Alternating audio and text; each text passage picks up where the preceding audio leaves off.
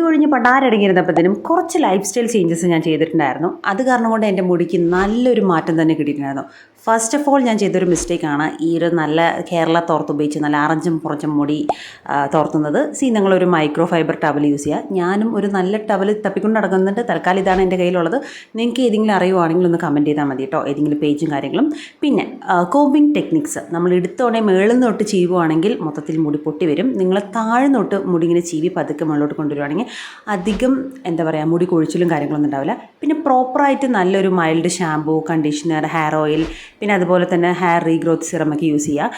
ഈ hair regrowth സിറത്തിൽ ഞാൻ ചെയ്ത മിസ്റ്റേക്സും കാര്യങ്ങളെക്കുറിച്ചൊക്കെ ഡീറ്റെയിൽ ആയിട്ട് ഞാൻ പറഞ്ഞ ഓരോ വീഡിയോ ഇട്ടിട്ടുണ്ടായിരുന്നു. സോ കാണാൻ താല്പര്യമുള്ളവർ എന്തായാലും പേജ് ഒന്ന് ചെക്കൗട്ട് ചെയ്ത് നോക്കുക.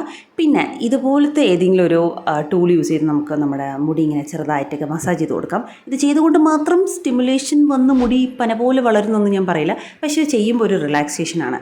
പിന്നെ രാത്രി കിടന്നുറങ്ങുന്ന സമയത്ത് മുടി കെട്ടി വയ്ക്കാതൊക്കെ കിടന്നു കഴിഞ്ഞാൽ നല്ല രീതിക്ക് മുടി പൊട്ടിപ്പോവും. സോ നല്ലൊരു സാറ്റൻ്റെ മെറ്റീരിയൽ പില്ലോ കവറായിട്ട് യൂസ് ചെയ്യുക, അല്ലെങ്കിൽ ഇതുപോലത്തെ ഒരു ക്യാപ്പ് യൂസ് ചെയ്തിട്ട് നിങ്ങൾ കിടന്നുറങ്ങുവാണെങ്കിൽ മുടി പൊട്ടുന്നതിൽ പ്രിവെൻറ്റ് ചെയ്യാം. പിന്നെ ഇതൊക്കെ ചെയ്തിട്ട് എനിക്ക് മുടി വളരുന്നില്ല എന്ന് പറഞ്ഞിട്ടൊന്നും കാര്യമില്ല. Proper intake is important. നല്ല ഫ്രൂട്ട്സും വെജിറ്റബിൾസും നല്ലൊരു ഡയറ്റ് ഫോളോ ചെയ്യുക. ഇതൊക്കെ ചെയ്യുവാണെങ്കിൽ നിങ്ങളുടെ മുടി എന്നെപ്പോലെ ഇതുപോലെ നല്ല രീതിക്ക് വരും. അപ്പോൾ അത്രേ ഉള്ളൂ. Thanks for watching. ബൈ.